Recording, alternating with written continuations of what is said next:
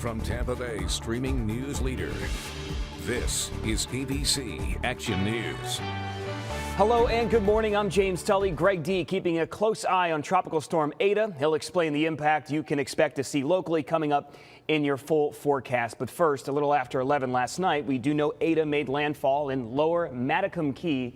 That is a little less than halfway from Key Largo to Key West. A storm surge warning remains in effect for the lower Keys. Before crossing Cuba, Ada hit Latin American countries very hard. At least 38 people died in Honduras and several others are still missing.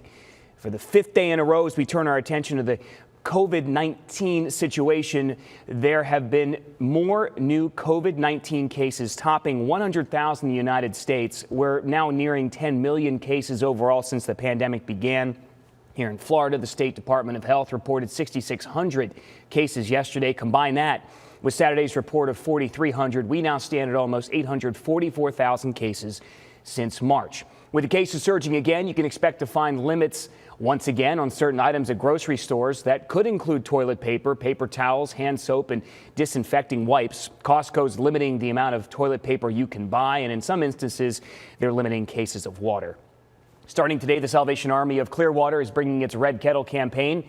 The organization received a 200% increase in requests for help due to the pandemic with foot traffic down at stores. The charity is starting an online Red Kettle campaign. You can make a donation on salvationarmyclearwater.org.